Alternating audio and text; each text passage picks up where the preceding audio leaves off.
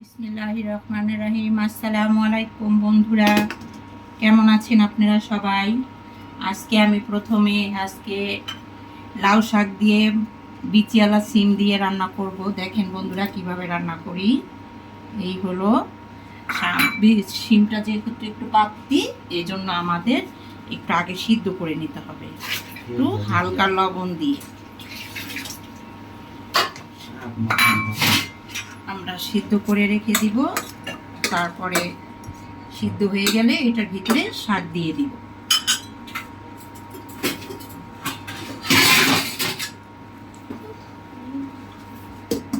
এখন একটু ঢেকে দিব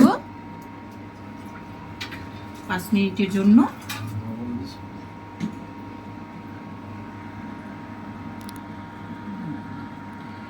আর আজকে কি কি রান্না করব দেখেন বন্ধুরা। দেশি কই মাছ রান্না করব, শিমের বিচি, টমেটো আর লাউ শাক ভাজি করব শিমের বিচি দিয়ে, আলু দিয়ে আর টমেটো দিয়ে টক টক করে দেশি কই মাছের ঝোল রান্না করব। আজকে আমাদের সাথেই থাকুন, দেখেন কিভাবে আমরা রান্নাটা করে সারি। এখন আমরা শাকটা দিয়ে দিব।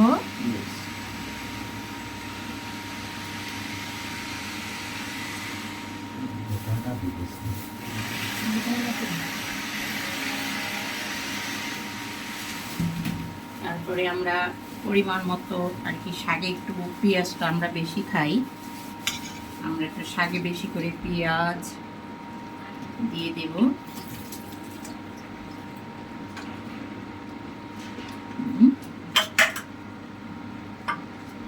স্বাদ অনুযায়ী লবণটা দিয়ে দিব।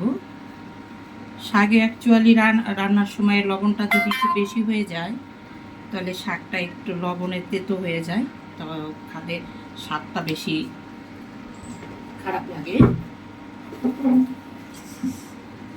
তাই আমি শাকটা আবার ঢেকে দিলাম। বন্ধুরা, এখন আমি শাকটাও ঢাকনাটা উঠিয়ে ভালো করে নাড়া দিয়ে নিব। শাক রান্না করার সময় অবশ্যই খেয়াল রাখবেন যাতে শাকটা দলা দলা না হয়ে থাকে আর কি, একটার সাথে আরেকটা যাতে লেগে না থাকে, তাহলে ওই শাকটার ভিতরে একটু লবণ কম ঢুকে। তারপরে ভালো করে অন্তত লাউ শাকটা ঝরঝরা করে নাড়া দিতে হয়।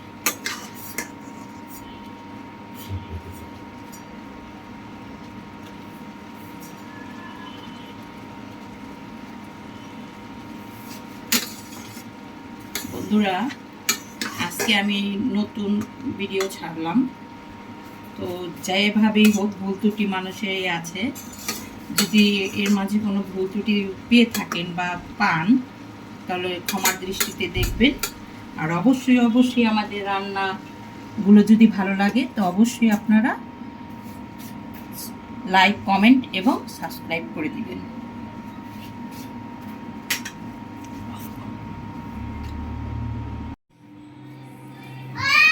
বন্ধুরা, আমরা এখন শাকটা বাগার দিব, তো পরিমাণ মতো তেল দিব। শাকে যেহেতু একটু তেল বেশিই লাগে, আমরা একটু শাকটা করে নিব বাগার দিয়ে। আমরা সাধারণত অনেকে অনেকভাবে খাই, তো আমরা শাকটা শুধু রসুন দিয়ে আর শুকনা মরিচ দিয়ে বাগারটা দিই।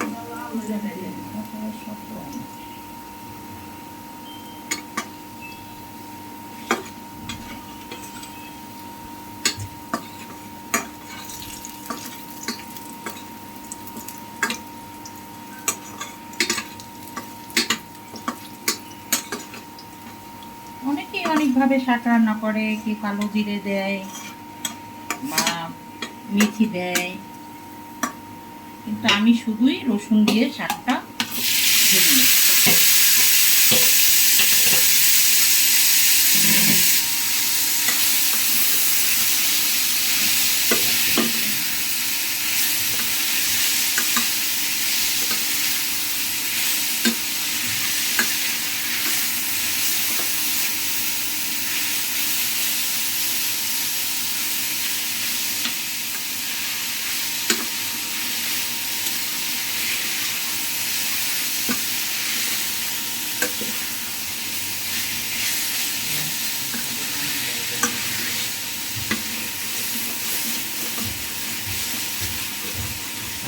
পানি জ্বালা থাকে।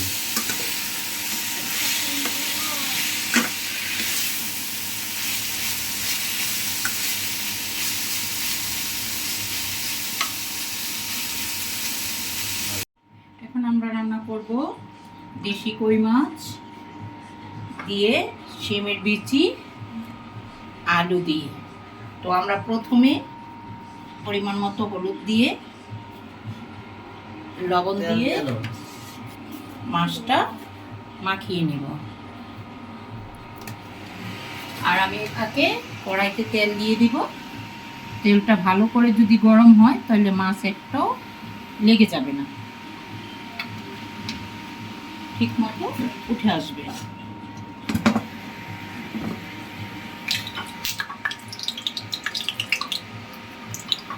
বন্ধুরা, যে যেভাবেই রান্না করুক সবার খেতেই হয় আর সেই পেটেই যায়।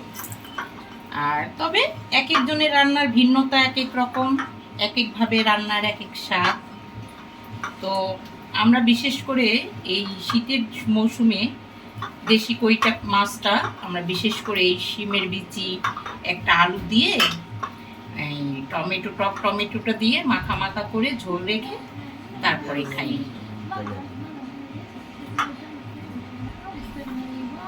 আমার মাছ মাখানো শেষ। এখন আমি মাছটা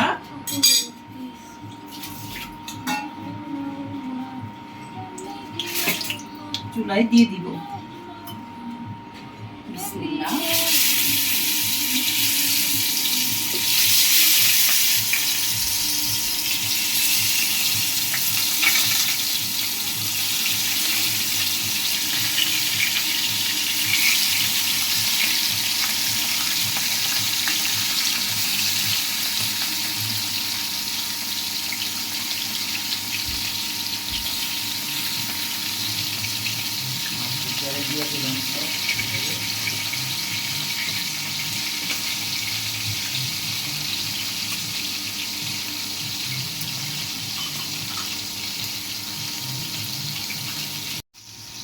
বন্ধুরা, আমার মাছটা এই পিঠ ভাজা হয়ে গেছে।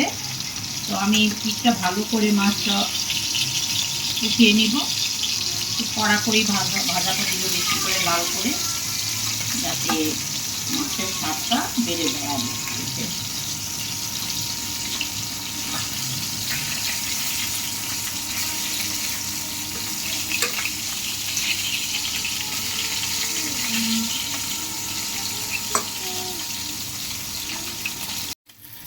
বন্ধুরা, আমার মাছটা ভাজা শেষ। আমি এখন তেল থেকে উঠিয়ে নিব।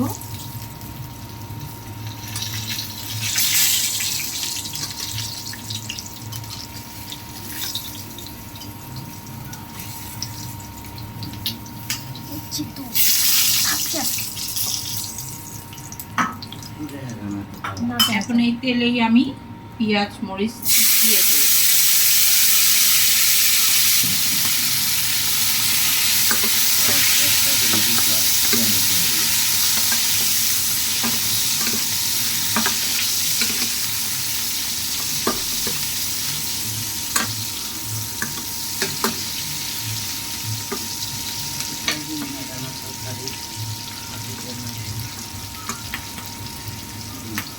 আর একটু তেল দিয়ে নিব, কারণ এই তেলটাই হবে না।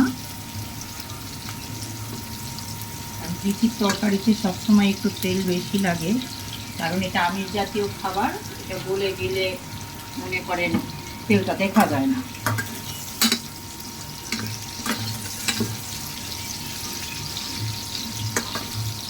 নতুন পেঁয়াজ, আমরা ততটা বেশি লাল করব না। এটা আমি যখন তরকারিটা কষাবো তখন দেখা যাচ্ছে কষানোর ভিতরে পেঁয়াজটা গলে যাবে।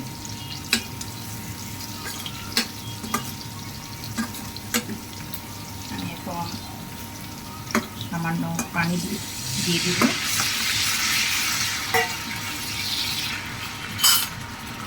পরিমাণ মতো জিরে বাটা, আদা বাটা,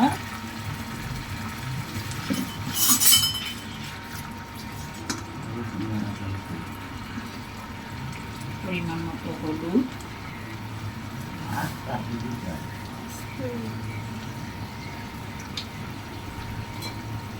যেহেতু আগে আমি প্রচুর ঝাল খেতাম, এখন ঝাল খাই না, তারপরও সামথিং না হলেই হয় না, মুখে ঝাল ছাড়া আবার ততটা ভালো লাগে না।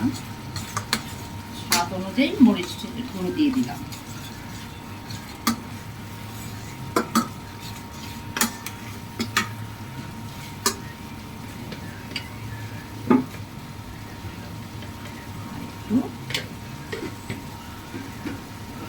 বন্ধুরা, আমরা স্বাদ অনুযায়ী লবণটা দিয়ে দিব, পরে যদি লাগে তখন আবার দেখে লবণটা দিব।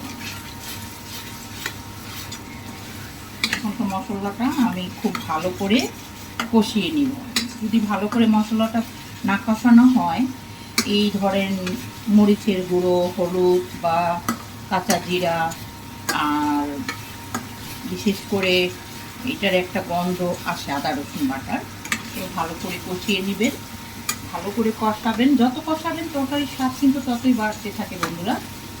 আর আমি আর একটা জিনিস ইউজ করি, সেটা হচ্ছে বিশেষ করে জিরাটা আমি বেটে রেখে দিই না, কারণ আমার কাছে মনে হয় যে জিরাটা বেটে রেখে দিলে ফ্রিজে ডিপ করে, তো সেটা হলো ঘ্রাণটা ততটা আসে না।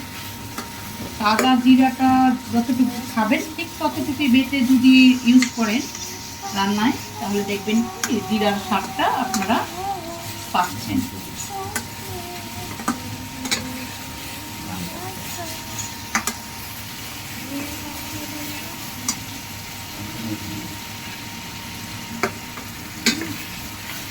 বন্ধুরা, আমি এখন এখানে সিমের বিচি আছে, কিউব করে আলু কাটা আছে, ঠিক সিমের বিচিটার সাথে এভাবে করে আলুটাকে কাটলে আর কি তরকারির সাথে এটা একটা সৌন্দর্য বৃদ্ধি পায়।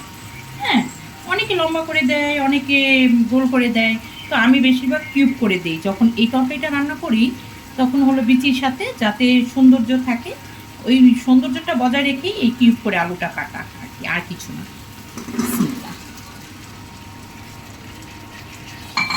আমি এখন বিচিটা আর আলুটা ভালো করে কষিয়ে নিব। কষিয়ে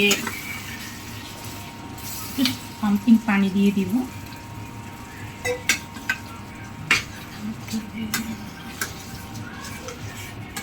এখন আমরা একটু ঢেকে দিব, আর কষানো হয়ে গেলে পরে ঝোলটা দিয়ে দিব। তো বন্ধুরা, ততক্ষণ আমাদের সাথেই থাকুন।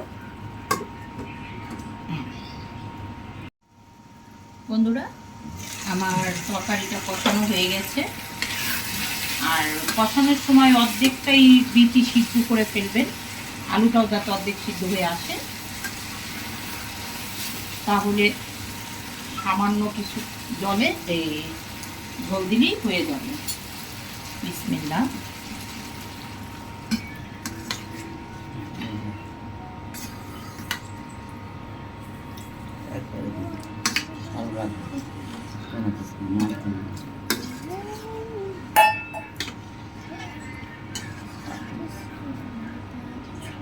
তো বন্ধুরা, এই আমার ঝোল দেওয়া হয়ে গেছে। আমি টমেটোটা দিয়ে দিব। টমেটোটা একটু বেশি দিছি পরিমাণ, কারণ একটু টক হলে ভালো লাগে। আমি আবার মিষ্টি টমেটোটা খেতে পারি না, কারণ তরকারি একটু টক টক হলে শীতের মৌসুমে শীতের সবজি বলে কথা, একটু স্বাদটা অন্যরকম চলে আসে।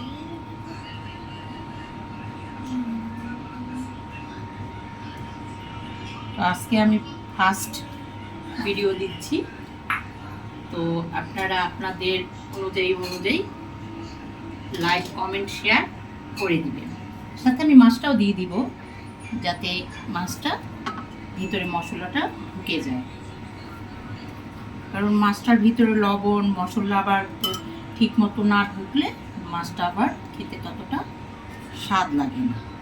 আর এটা তো দেশি কই মাছ, এই জন্য আর কি একটু রান্নার ধরনটাও আবার এরকম।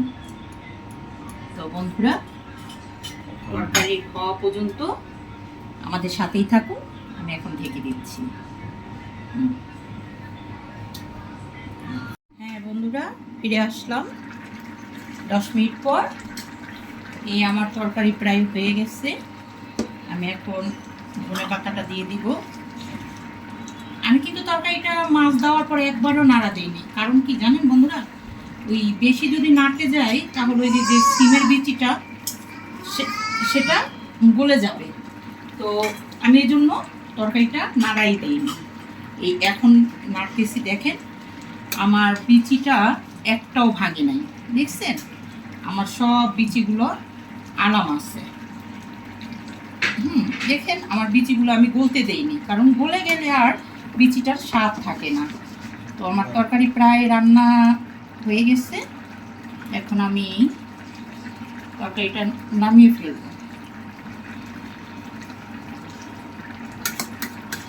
বন্ধুরা, আমার তরকারি রান্না শেষ, এখন আমি চুলাটা বন্ধ করে দিব।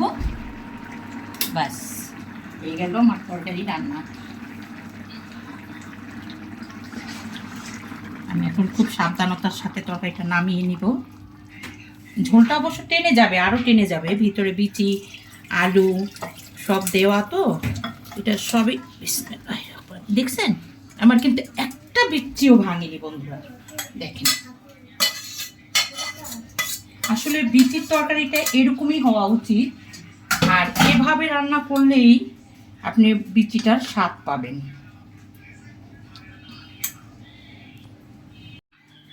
সো বন্ধুরা, এই আমার বিচি দিয়ে দেশি কই মাছ রান্না হয়ে গেল। দেখেন কালারটা কত সুন্দর আসছে, আর আমার বিচি কিন্তু সম্পূর্ণই আলাম রয়েছে, একটা বিচিও কিন্তু ভাঙেনি। হ্যাঁ, আর এই যে আমার লাউ শাক ভাজিটা, হ্যাঁ আমি এটা রেসিপি দেখাইনি, এটা একটা ডাল ভর্তা, সেজন্য এটা আরেকদিন দেখাবো। ঢালের ভর্তা এটা আর কি। এই হলো আজকের রেসিপি। তো সবাই বেশি বেশি করে শেয়ার, লাইক অ্যান্ড সাবস্ক্রাইব করবেন। তো বন্ধুরা, আজকে এই পর্যন্তই। ভালো থাকেন, সুস্থ থাকেন, আল্লাহ হাফিজ।